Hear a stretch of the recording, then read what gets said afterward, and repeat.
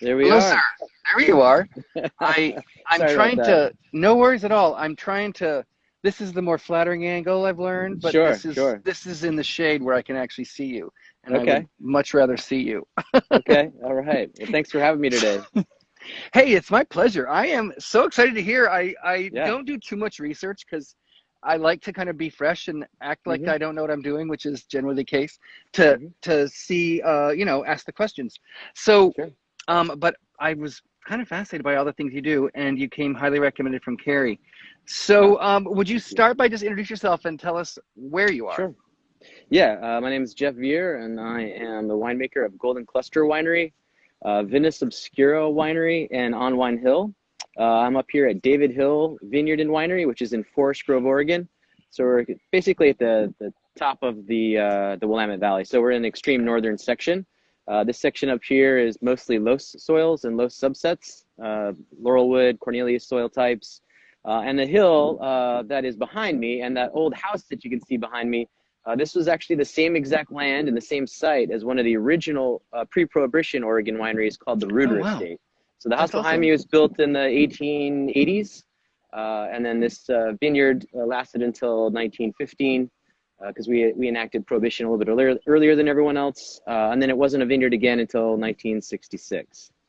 That's super cool, And so and this is that's one where of you are the now. that's where I am That's now. yours. Yeah. That's So this awesome. is one of the oldest vineyards in the Willamette Valley. Yeah, it was Mm-hmm. planted mostly in 1966, a little bit in the 70s, a little bit in the 80s, and a little bit more in the late 90s, early 2000s. Wow. Yeah. Um, I was thinking the best way to explain all the things that you do because you have some Mm, wine bars going on. Would you kind of yes. just read your CV to us, kind of tell us where? Because I It's find it it's fascinating embarrassing. where people came from. So really, Sure. say what you want to, but just tell us Yeah. Yeah. how you got into the wine. And some people it was their families, but some people hmm had a epiphany moment, or they were a waiter, and they just. I like to know how you got into wine, and then kind of tell us all the things that you have going on. Okay, absolutely. So my wine infatuation started when I was about 23 years old, and I was visiting an ex-girlfriend who was studying in Lyon, France. And my first night ever in France, of course, we go to your typical bistro, and she ordered a bottle of wine, and it was I didn't know at the time, didn't know anything about wine at the time. It was a bottle of Slavonner from Alsace, and it just really spoke to me. So throughout that whole trip, I was that poor college student backpacking through Europe. I just tried different wines and was really kind of the first alcohol I really enjoyed. Growing up on a farm up in New Hampshire, my dad used to brew beer a lot. So I grew up in a house where fermentation was a constant. And of course, I went the opposite direction and didn't brew beer, but make wine now. I love it. Uh, that kind of segued into just being a crazy, wine person, going to all the tastings I could at wine shops, traveling around Oregon, Washington, down to California. And anytime I was traveling, I always tried to fit in wine somewhere. And so it just Mm-hmm. kind of snowballed really into then giving up my previous career and previous life and then just going all in on the wine business. And my first job in 2006 was actually picking grapes and running Okay. truckloads of grapes to different wineries in the Willamette Valley. And then it just kind of escalated from there. So joining up with a new wine shop conglomerate that was opening up a few shops here in town. It was from France. Had my own consulting business where I consulted on a lot of different wine lists. I helped start a lot of different gastropubs when that was kind of a thing here in Portland. And then I started opening up my own wine bars just because I didn't think there was a wine bar that was to the level of kind of quality that I wanted to do. So I've messed around with that over the years, done tasting mini restaurants, pop-up restaurants with some really fantastic chefs here in Portland. At Holdfast Dining, it's Chef Will and Chef Joel. It's Mm-hmm. one of the top restaurants here. And so I did pairing menu uh, restaurant with them. And now I have a wine bar with John and Cassinia House of Ovum Wines. It's called Le Okay. Cave. We've been open now almost 3 years in just a few weeks. Yeah, I make a lot of different wines, mostly centered around some of the older original vineyards here in the valley, as well as some of the new vineyards that are planting a lot of quote unquote new grapes for this region. So new So grapes like, uh-huh. no, no, you go ahead. Go ahead. Well, I just wouldn't want to be the 1,000th person who is, fermenting Oregon Pinot Noir or Oregon Chardonnay. To me, it didn't sound like I really needed to add much to that conversation when I Mm-hmm. really started this wine brand. I came up here at David Hill Vineyard, and I was walking around with Barnaby Tuttle of Teutonic Wine Company, and we were just Very checking well. out his old vines. And we kind of rounded the corner of the winery, and basically where I'm standing right now is the original block of Semyon that we have here in Oregon. And I was blown away that this was even here. I mean, I kind of just knew a little bit of Oregon's wine history and had a lot of Oregon wines. I'd never seen Oregon Semyon before. And we asked the vineyard manager, you know, Jesus, what are these vines? They're massive. He's like, oh, these are our 3 rows of Semyon. And so we just, Barnaby and I looked at each other in amazement, and we called up the next day and just asked, hey, can we buy the fruit from those 3 rows? And they thought we were insane. And that was 2013 vintage. So I brought back Charles Corey's old wine label and an old brand name that he used to use, which is what Golden Cluster means. And yeah, Semyon. Who knew? It's been here since 1966. It's older than like 99% of all the Pinot in this valley. That's nuts, actually. And yeah. There's something going on with Semyon. There's just a resurgence in interest from all over the world, but people are in the wine game. The ones I know are really interested in it. And Bernice Lurton, actually, Chateau Clémence, just vinified her 2nd vintage of Semyon, which is outstanding. So, what was your fascination with the old vine? I mean, I kind of get it, but for people who might not be in the wine biz itself, why are old vines interesting? And I got to ask, so if you come across old vines in France, they were probably a reason behind it, but they don't necessarily have the technology in the 60s. Were they good choices? And speak to that a little bit. Yeah, I think when you find old vines in France, you know, a lot of the really old stuff is coming from Roussillon. It's down in really sandy soils. It's soil type that, you know, wasn't devastated by phylloxera. Mm-hmm. And so you got your old Carignan down there, old Grenache Gris. And up here we have kind of a similar story. Los is another soil type where the phylloxera does not replicate at such levels where it could be devastating to the vines. So Los soils is basically the only soil type that's not created by a geological event. It's created by wind. And so consequently, these soils are very, very fine. They're almost as fine, if not more fine than sand. So very, very powdery, like talcum powder. Okay. And wow. It's fantastic for grapevines, really tough with potential of erosion. But if you have proper ground cover, you're in good shape. I notice a lot of higher natural acidity levels in our wines up here because of the Los. And It's just a really unique type. It's called Laurelwood. And there's something called pissalites, which is not a pleasant word. But pissalites are these really kind of iron oxide. They look exactly like BBs. And they're all in this soil here. And they produce this real irony quality to the wines that's very distinct up here in the northern Willamette Valley. And it's much different than the volcanic soils that dominate most of the valley and the marine sedimentary soils that dominate most of the valley. So it's drastically different up here, more alpine, if you will. Mm-hmm. But I became obsessed with old vines because I was obsessed with history. You know, growing up in New England, you're kind of surrounded by it. You have appreciation for it. And then, you know, really the excitement of living in the Northwest is everything's so new and everything is so young.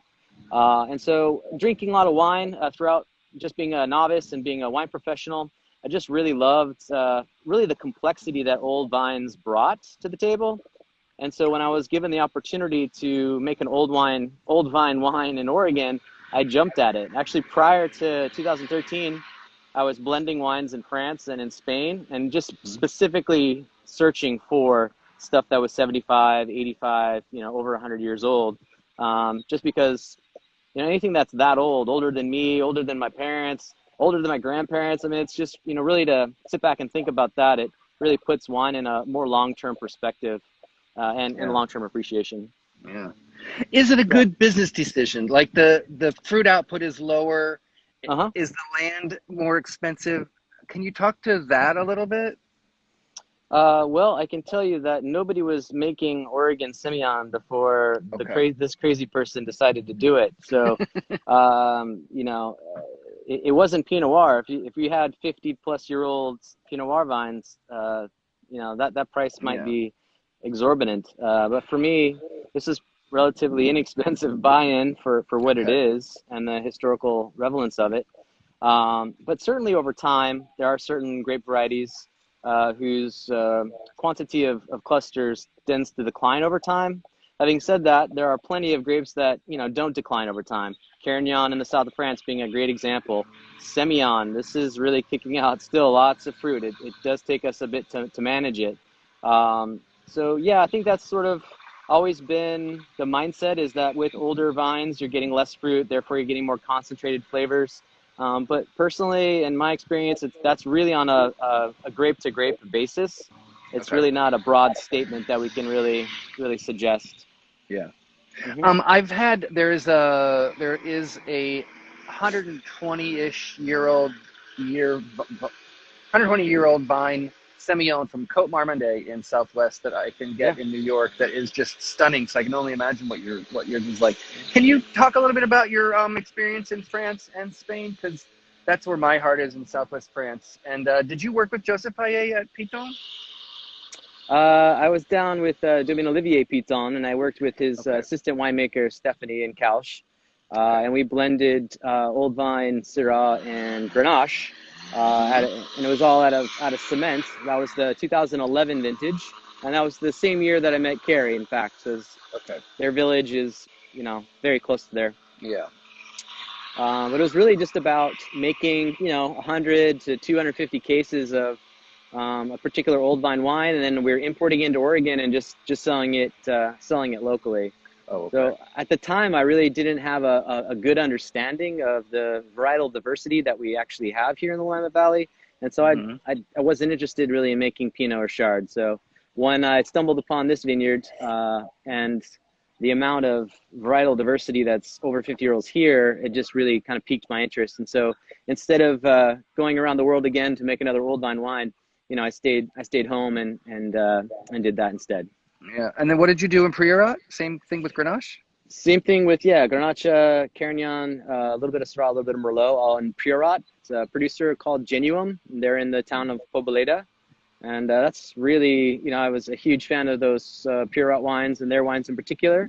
And they were gracious enough to allow me and Dyson DeMarlo at Hillcrest Winery to come down and make our own blend year on year. So it started out that way. It's really just making old wines from different parts of Europe. And in 2013, I was actually supposed to go down to Australia and do the same thing, Oh, but wow. fate stepped in, and I'm still here. So yeah, yeah, So when you did a project with Barnaby Tuttle at yeah. Teutonic, do you just make a new label and a new company, or is it under Teutonic, or is it under yours? How does that work? Yeah, so he purchased the fruit for me, and I went ahead and made my own wine at a different facility, and then started the process of creating my own brand. Yeah, Okay. yeah, and winery. So it didn't have anything to do with him necessarily. He just was generous enough to make that initial contact and buy Gotcha. the fruit for me so that I could get started. Yeah, he Gotcha. saw the Okay. historical importance of the fruit and didn't want Yeah. it to get wasted again, and so we rushed to get this brand up and started. Gotcha. Okay. Hmm. Um, can you flip the camera and show us around again? Sure, And absolutely. there's a whole new crowd Okay. the way Instagram Live, everybody drops out and it's a whole new crowd. So Yeah, tell yeah. us again where you are, and are you north of the Van Duzer corridor? Way north. Yeah, way Okay. north. So I'm up we're past Forest Grove and south of Banks. So we're where the Tualatin Valley Winery is, and who else is out here? Near Montanore. Yeah, way up north. So we're actually right Okay. on the tip of the Coast Range. Okay. And we're looking west Gorgeous. now. And Okay. this is basically where the ocean is. And there's this valley off the side here. It's called Gales Creek Valley. And as the Okay. crow flies, it's roughly 30 miles to the ocean. And so we get true coastal influence, I would say, and argue more so than the Van Duzer corridor, as we are actually Wow. much closer and we're Uh-huh. up higher. And so we definitely Oh, get the wow. wind. You can Okay. kind of see it right now in the vines. Mm-hmm. It'll start showing up late afternoon, which is fortunately the hottest part of the year. But this is Mm-hmm. the old vine Semyon here. This is the Oh, 3 rows of fabulous. it. You can kind of see there's no irrigation here. This has been dry farmed for over 50 Oh, years. wow. And you really start to appreciate these vines when you see them in the context of everything else. And you can see here these fruiting wires are massive. That's like a Sharpie. It's that thick. And Wow. it's they're just, we call them bodybuilder vines. They are just really impressive. But yeah, and this was the first. It's kind of it's called the top of the knoll, and then it Okay. slides down eastward, which is this direction. And there's Sylvaner in this row. There's Chesselas in this row. There's a rare clone of the Gewürztraminer. There's Wow. a rare clone of Pinot in this area, and he kind of planted it almost mirroring each other. So he had east-facing and west-facing grapes, which was Hmm. pretty cool. He has some really old Melon de Bourgogne here, which Wow. we officially identified a couple of years ago, and they thought it was, of course, like most people, thought it was Pinot Blanc. It's Hmm. not. It's Melon. Wow. There is some really rare clones up here. An American grape called Flora, which is on the west-facing side, so kind of over facing those hills. Hmm. There's an extremely rare French grape called Sauvignon Rose. It's also known Oh, as Rotertraminer in Austrian and German lore. In Alsace, it's known as Klevner de Helgestein. of course it is. So that's a pretty fun little grape That's a we have up here. crazy little diversity up Yeah, there. That's nuts. yeah. Where are your vines at? Are they flowering? I couldn't see. So yes, we have. I'll find one over here for you. This is kind of looking up onto Wine Hill towards the Oh old wow. house, and then Okay. up on the top section that was all planted in the 2000s. Hmm. But yeah, we're definitely flowering here. I can see some fruit. Let's try to get a good image here. But yeah, we definitely have Oh cluster yeah. action Wow. for sure. Um, but yeah, really, this was originally planted as most of the original vineyards in the 60s and early 70s. You know, a lot of this was planted to a wide variety of grapes because honestly, they didn't know what was going to work. So they Okay. planted a lot of different things. And then over time, you know, which is the right thing to do. Then you see what works, what grows best, what makes the best wine, and voila, you start to expand. Unfortunately, as of the end of the 70s, beginning of the 80s, when we started getting some attention for our Pinot Noir, it kind of stopped dead in Yeah. its tracks. A lot of the experimentation that was going on with other varieties. Prior to Prohibition, this was mostly white grape country. The Okay. main grape on this hill was actually Chesselas, the Swiss grape. Hmm. That they had 5 different clones of that up here. So looking back Wow. at old records, it was pretty impressive to see the diverse selection of grapes that they were growing here. It was all Yeah. head trained vines. They had Zinfandel, they had Burgundy, they had American wine grapes like Isabella. Wow. Uh, yeah, tons of stuff. Lots of Riesling, of course, Gewürztraminer, and this vineyard is kind of mirroring that old varietal composition. So Wow. So just yeah, because I can kind of wrap my head around sure. Semyon, how does a old vine Semyon from Oregon taste compared to, say, Semyon from Bordeaux or somewhere else? Yeah, well, it definitely has that same weight, that viscosity, that waxiness that you'd expect from Semyon. And what I've tried to do since 2013, depending on the vintage, I really tried hard to make as many of the different styles of Semyon that are out there. That's always been Okay. my goal. So, you know, if the vintage suggested it, I was really going to make a Hunter Valley style. So something that's really bracingly acidic, that needs a lot of time, right? The first Hmm. vintage had a little bit of botrytis and a little bit of powdery mildew in the wine, so it had this beautiful, kind of exotic, spicy porcini mushroom quality to it. I would say 14, 15, and 17 were more classic Bordeaux style. Okay. But what's interesting is, unlike the Bordeaux styles, and I can only attribute it right now to the soils, is that these wines, these Semillons, have a little bit of a higher acid profile than your typical Bordeaux would, Okay. which you know, a lot of people find a little bit more pleasing because it really kind of helps to lengthen Yeah. that palate experience. Yeah. It also helps for longevity. And then in 2018, there was a decent amount of botrytis and powdery mildew, and so this one is more of a not quite dessert wine, but it has a lot of those same kind of Oh grilled wow. pineapple notes, more Hmm. savory notes, very salty. It is it's been fantastic because of how different these vintages have been up here in the north, in particular. That I've been able to make the different styles off this site, and it's really just about learning, right? Nobody was making Oregon Semillon from this fruit before there, so we're essentially just starting fresh, and that's always been the goal. Make a wine with what the vintage is going to give you. So Yeah. now we're Does walking south into the tip of the Willamette Valley. Okay. Do you Yeah, use native yeast? I only use native yeast. Yes, and Okay. whatever yeast is in the winery. So one advantage that I have up here, and I've been making my wines at this facility since 2016, is that we have over 50 years of fermentation in this room, and it's one of the Mm. very first, if not the first, winery built in the Willamette Valley. So all that fermentation has been going on. The biology in that room is Oh, right. exquisite, exquisite. And Wow. so, yeah, but just in general, that's the way I would do it. And obviously, having the advantage of working in a facility that is that old, those Hmm. native ferments rarely ever have any issues. Wow. So can you run down again all the different wines that you make, the grapes you grow, and the wines that you make? Sure. So we have Separavi out of a vineyard in the Wow. Oregon side of the Columbia Gorge. Um, we have Tiran, otherwise known as Agria in Hungary. We have that growing here in the Willamette Valley, actually just on the same exact hill as I'm standing right now.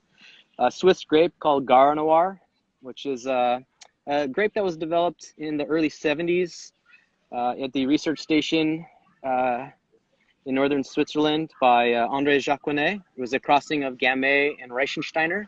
Reichensteiner is a very obscure white grape, but all vinifera. I work with two different clones of Chardonnay.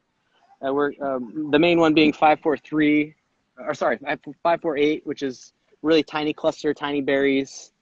I work with Savadin Rose, Flora, Pearl of Java, which is a Hungarian clone of Muscat. What else? Regent, which is a German equivalent of Gar Noir. It's Sylvaner and Gamay. What else? Blaufränkisch, Zweigelt, most of the Austrian grapes. Okay. Uh, Man, what else am I making these days? Grenache Gris. There's a little bit of that up here. Sauvignon Gris. Is anybody Merlot even Cab. close to that? Is anybody even close to that kind of diversity up there as you? No. No, and most of it's up on this hill, Yeah, which is okay. nice. That's Which is that's an nice. incredible Yeah. plot. Now, can you tell Mhm. me, is there a conflict? Like, I don't think you can make wine and own a wine bar in New York. Is that how does that work in Oregon? Like conflict of interest type stuff. Yeah. There's So New York's kind of a mess. of course, yeah. Here in Oregon, we have a very generous licensing laws for wineries, or really any Mhm. kind of alcohol production, beer, cider, wine. Even the distilleries have a relatively easy time. So yes, in fact, we can own up to three different wine bars and slash tasting rooms in the entire state. Okay, So there's no conflict of interest at all. We that's can awesome. sell to ourselves, sell at retail. You know, even though we Very cool. adopted prohibition earlier than most, since the 70s and 80s, they were really good about adopting producer, pro producer uh, legislation. Uh-huh. And so I want to wrap this up because I kind of try to keep it right under a half hour. Sure. If people want to find your wines and your wine bar, all that stuff is accessible through your profile in Absolutely. Instagram? Yep. Absolutely. Okay. It's And all the right the there. wines you make are mostly in the wine bar, or are they available in retail? Yeah, and actually we don't really pour our wines as much in the wine bar. It's really about pouring Okay. wines from around the world and letting people kind of experience that. But Yeah. yeah, they can have one or two of our wines at a time at the bar, or specialty retail stores here in Portland and across the country. My wines can be found in New York, Seattle, Oh, LA, Nashville. So yeah, they're around. I'm gonna have to track some of those down. Sounds Yeah. fascinating and Uh, the exciting. the guys over at Ledoux's have done a wonderful job with my Oh, lineup of good. Okay. wines. Okay. They've been out here recently, and so yeah, in New York, that's one of the best places to get my wines. Fantastic.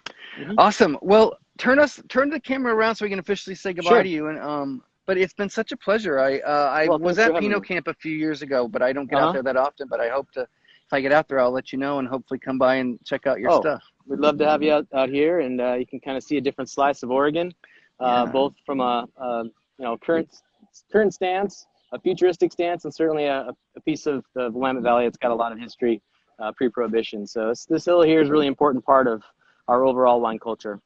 Yeah, that's super exciting. Thank you for your time. It's been a pleasure to meet you, and I look forward to tasting it. Me as Take well. care, Jeff. Cheers. Okay. Bye bye now. Thanks. Bye-bye.